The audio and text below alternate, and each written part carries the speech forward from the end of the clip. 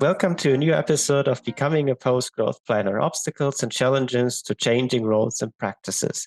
My name is Christian Lamker. I'm Assistant Professor for Sustainable Transformation and Regional Planning at the University of Groningen in the Netherlands. And today we move a bit further north to Linköping University and get some insights from Sweden by Dick Magnusson. Hello, thanks a lot for inviting me to this. So I'm an associate professor here in Linköping in Sweden, like 2 hours south of Stockholm. I am a researcher doing some research in various fields, but a lot of interdisciplinary aspects of urban regional planning and energy issues and infrastructure. And I'm also the program coordinator of our bachelor program in urban and regional planning. Great. Yeah, I think we also get a bit into touch. One part on teaching, we will get back to that later. Another part on your engagement towards debates about post-growth planning from the Swedish context, especially the rural context and the issues of shrinking municipalities, shrinking population numbers. How would you summarize the problem for planning in Swedish municipalities? So what have you studied there? Yes, so me and a colleague called Ida Grundel, we had a project focusing on infrastructure, hard infrastructure like water, sewage, district heating, electricity in small, not in sort of in area, but in population-wise in Sweden, municipalities. Sweden is pretty, I always think it's interesting, but it's different from some other countries in the sense that municipalities have a lot of self-governing. They are in charge of a few mandatory, very important tasks like schools and elderly care and childcare, and among certain things. And that is based on the tax revenue, basically.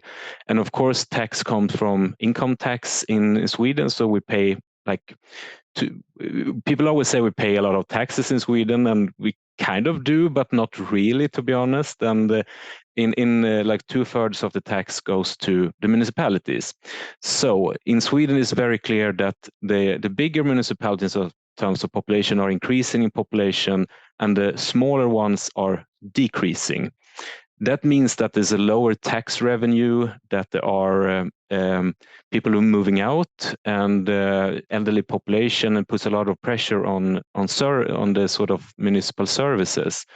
And that, of course, leads to a lot of different planning issues, both in terms of can we build at all new things, should we build new things at all, and also infrastructure that are becoming sort of over-dimensioned. The water and sewage is the biggest problem because it's just there might be like 50% usage compared to the capacity.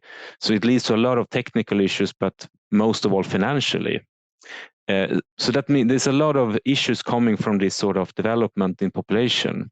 Yeah, so now one could say the easy solution, get more population in or more economic revenues, and then it will all finance itself and problem is solved.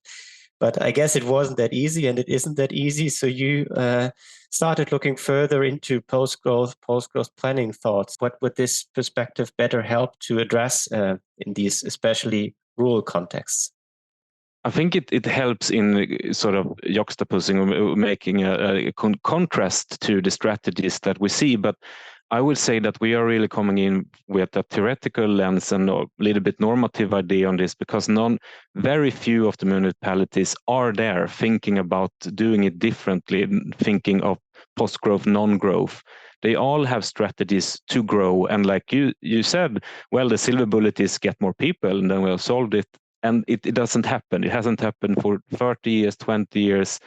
So we have a colleague here in Linköping called Josefina Syssner that has done quite some work on shrinking municipalities, and she has started to talk about this, that they should accept the municipalities, that we are perhaps not changing this direction in a good way. And I think one of the big issues with this is that the municipalities need to both brake and accelerate at the same time. They want to get more people in, but they have to maintain and keep up a good service, and it's very difficult to do those things. So I would say that it's changing the mindset that we should at least focus on the ones that are still living there and not focus on those that are not living there, trying to get them to move there would be a very good sort of strategy instead. Yeah, indeed. More people don't mean good living conditions or a good life for those who are there, or at least there are many steps in between. But how does it happen? How are good living conditions? How is the good life so much related to a growing economy, to growing populations? How would you position then post-growth also in relation to these debates about shrinking cities, shrinking regions, and ways how to plan with them, how to develop future options from within these areas as well? Yeah, I think it's that's the key question, I guess, and I think that it has to do with a little bit of understanding what you actually have, not what you should try to become, or looking backwards that we were this. And the world has changed so much that it's very very difficult to change back to what it was. So I think that these municipalities really can offer good living environment just because of more space, closer to nature, and all these things.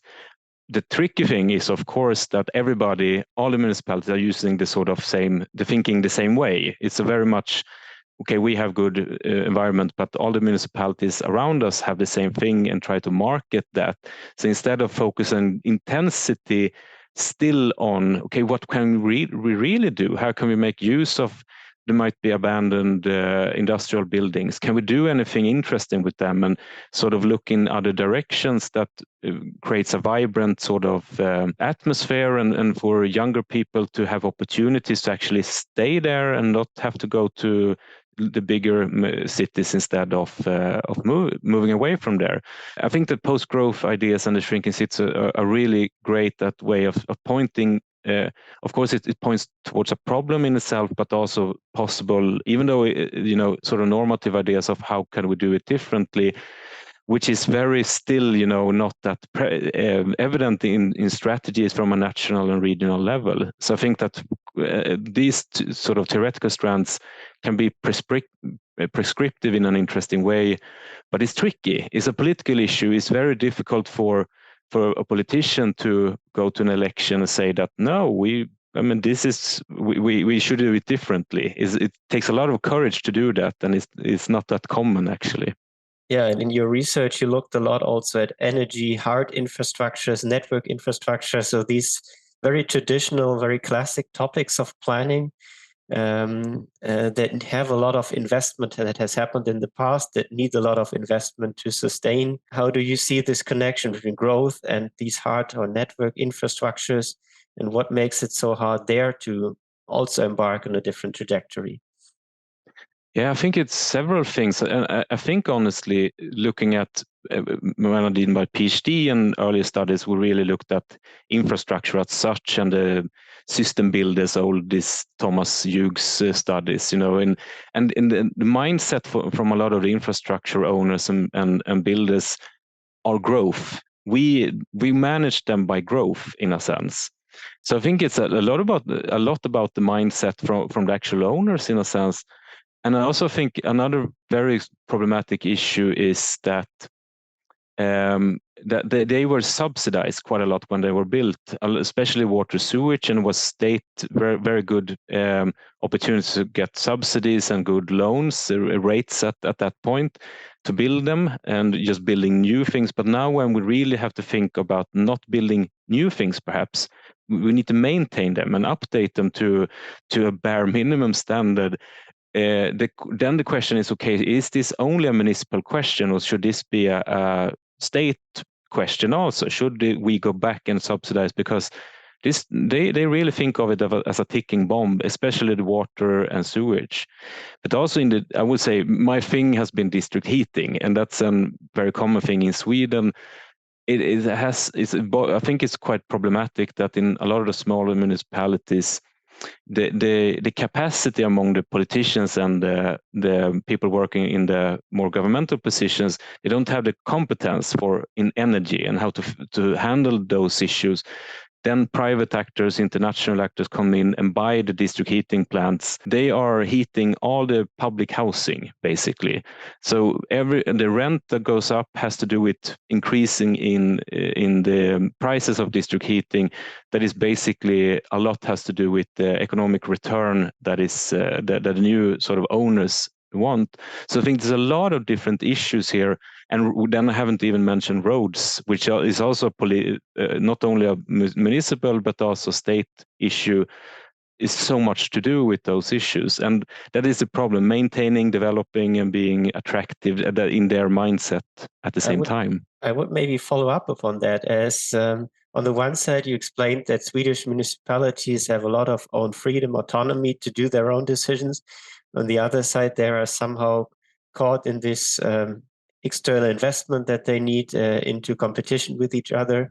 What do you see as a new or changing or maybe re-emerging role also of the region, the state, or even beyond the state in order to enable more post-growth avenues? We have to, in Sweden, just have to realize that the municipalities struggle the smaller ones to take charge of this aspect themselves, and they are very tricky to look long term in the future. Have to solve a lot of problems now ahead. So I think that the regional level and the state level has an important role in coordinating with competence and education and so on, in order for the municipalities to get some breathing room and really to think about strategic choices that are not only closing out the fires that are closest to us, but a lot of things are perhaps 5-10 years from now.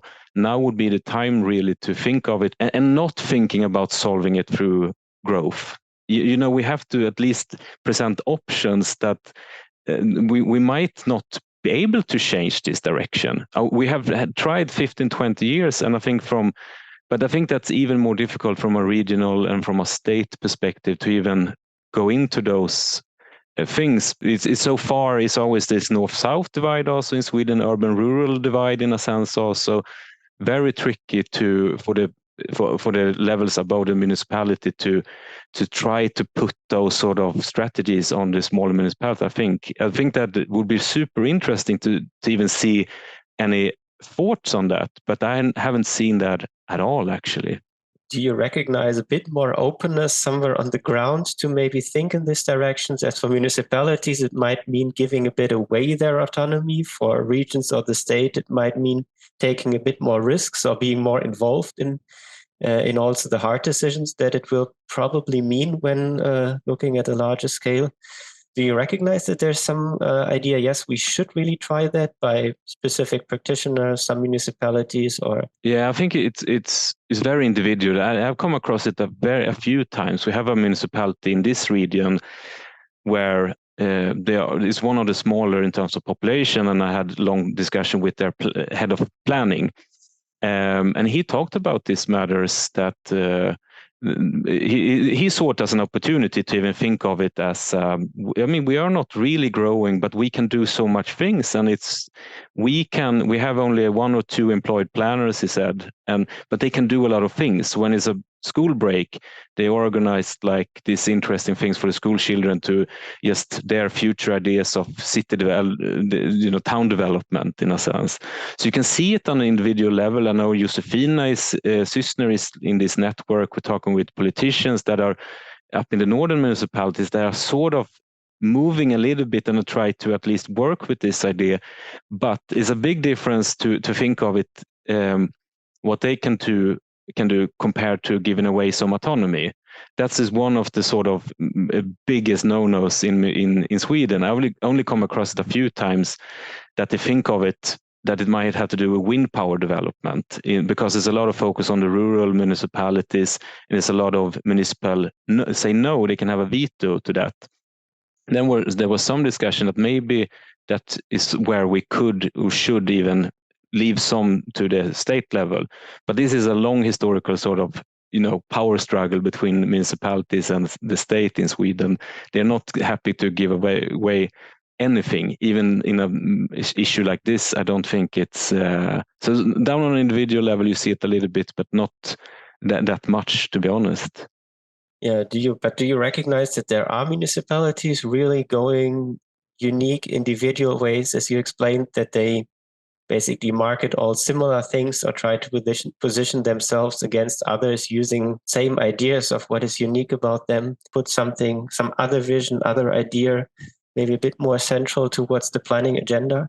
I think it's very seldom you come across it. You can have those discussions on an individual level when we talk to them, but then they are at the same time is marketing themselves to others and so on. So I don't think anybody really there, even though in the sort of strategic planning document you can see formulations of that. No, we have to maintain what we have and think about our strengths and not only think about growth, but growth is there. It's always there in one way or another. But of course, there are some that are a little bit innovative in the way that they are marketing themselves. But it's not that and I don't say there isn't, because I don't know about all the municipalities, but the ones that we studied and I know of is not that common. But I think there are a few, like the one I talked about here in Östergötland, that's, well, you see it a little bit, and they have connections with university, with what some of the researchers are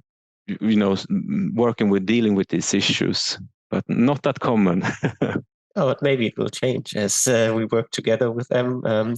And we both work in universities, and we also educate, teach, guide students towards a future career in planning. And I would like to talk a moment about teaching as well. So from especially these perspectives, younger planners who start thinking about their own planning career, or after studying start their career somewhere, what would you say? Why is it so important to understand what hinders planners to think in a post-grad direction? Or where are maybe also already emerging entry points? Yeah, I think that our role in the bachelor program and in the master program is, of course, to present a broad variety of theoretical avenues, and we tend to perhaps be a little bit more leaning towards critical ideas and so on. But we realize that the students not always think that way. They are very much in what's the mainstream political ideas at the moment. So I think a matter is to challenge them a little bit, that it could be otherwise. Even if you're coming from a super critical perspective, it's good to challenge them in the other way. Well, but it's a neoliberal society we live in a way.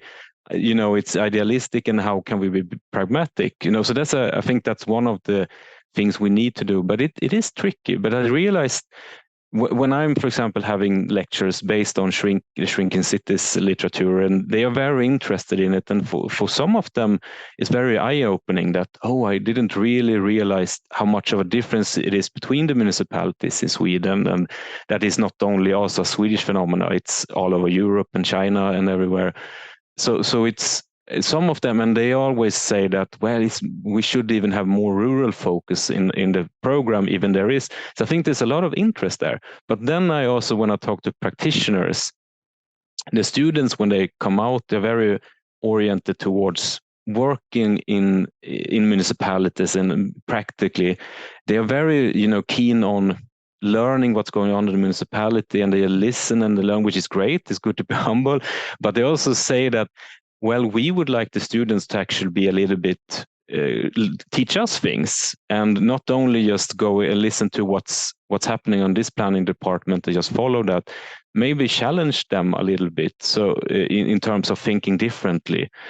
So I think it's all over. It's a little lazy to always say that it has to do with structure, but it has to a little bit, in a sense that they get it out in the real world and just come across and come in contact with growth and these ideas that has been around quite a bit. But I think there is interest. It's always some that are not interested at all, but I always find it that they really take the sort of bottom-up perspective and think it's important. But I think they're forgetting it after a few years working, because they want to just be do a good job and just listen, okay, and try to navigate and calibrate, okay, well, how am I doing a good job here? Should I have too much ideas or not? So it's a bit try to encourage them to be, that they know a lot of things coming out of a university program that's not only practical, but also theoretically challenging in a way. One of my biggest sort of concerns, what I'm always thinking quite a lot about, actually. From your teaching experience, do you have specific ideas, examples, how to maybe even better challenge students to keep some of these critical thinking, maybe also to not only enter practice and be overwhelmed by structures, but also at least partly shape maybe their working environment on the mid-long term? So many careers run over 35, 40, 50 years. So it's quite some time if you think about even changing structures. Yeah, I don't have the solution yet because it's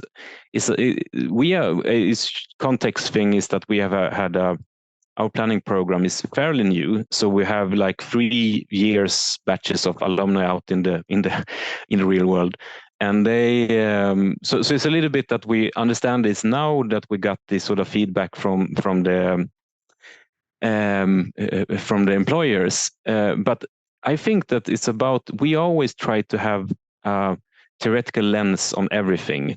Even though we have one course that I'm teaching which is very practical in creating development plans, the sort of more detailed development plans, but there's always, we try to have seminars where we think, okay, now you should really have a sort of theoretical lens on what happened here. It is a very practical thing that we need to realize what should we build and where, but also asking questions, why should we, it's a very simple thing, but at least thinking, okay, but why do we have to do it like we always have? Of course we can't build 200-meter high houses here, or we could not just leave the area empty because it's not really realistic, but how can we at least think a little bit different? How could, a little bit SDS, science and technology studies perspective, how could it be differently without not only following the path of what the trajectory, what has been? But our students sometimes struggle with theory and think it's a little bit too abstract. They are really like instrumental sometimes. Not everybody, absolutely not. But so that is one of the key challenges, also not to go too deep into theory and so on and relativizing everything. They want the solutions, they want the tools. Yes, you will get that also, but hopefully you will get an idea of how to like you said, also you have a long career, and going back to be open to other theories and ideas is something that along the line will be very helpful in a way. Yeah, but you explained that even looking into the differences in the Swedish context is already an eye-opener to some. And I would say also post-growth is not something for rural areas and growth is for cities, or the other way around. Do you have an idea that post-growth could also help overcome these maybe simplistic thinking? There are rural areas, there are cities, and that's something different, and often maybe people don't even look at the rural areas. How could post-growth then also in studying maybe become more the idea to develop something positive, future-oriented, what we have already discussed as good living conditions or the good life, these local perspectives? Do you see ideas there? Yeah, a little bit. I think it's an interesting development now that Stockholm don't really see a growth anymore in people moving in there, and Linköping, where I am, they have really their strategy is that no, we don't have the aim anymore to grow. Actually, they still grow, so it's a little bit of a it can be spoiled or whatever word to use in that way, that we will grow anyway and they build a lot anyway. But you can see it a little bit that it's not only urban, rural, that it's quite the opposite. And I think that Malmö perhaps is an interesting example where they try to focus a little bit on culture and other sort of intensifying some of the activities already going on there, which not has to, and it's not always connected to growth. It's a little bit that let's create this area in Malmö where we allow loud music throughout. So it's is an exception there to some of the regulations. So you can see it a little bit there, that thinking about what do we have and not always think about growth in that the results should be that more people move in or more economic revenues going in there. But that is exceptions quite a lot. But it is interesting with Stockholm because they have to see that trend. Of course, it has to do with it's just too expensive now. It's just it's crazy how the pricing has gone up, which it impacts all university educations. It's difficult for somebody outside to study in Stockholm because you don't have anywhere to live, basically.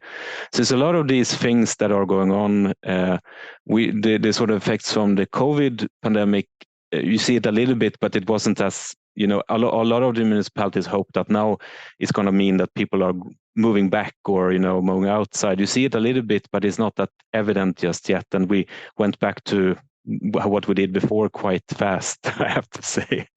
So if we say that growth is not viable or also not desirable for a future, if it means in Stockholm that future planners can only be those who have already been rich over their past generations, then we also get into other troubles. So are there ideas where you say these should be further developed for future transformations in this way? Something where you feel this is something we could take up at the university, students could take up? Yeah, I think there are a lot of interesting avenues. One of the things I have thought quite a lot about that we struggle with is to get students with another sort of background, which is whatever to call it, but have parents from outside of Sweden, so even been born outside of Sweden. We are an anomaly compared to what Sweden looks like today. It means that there's some middle class students that comes in, and that mindset of obviously going to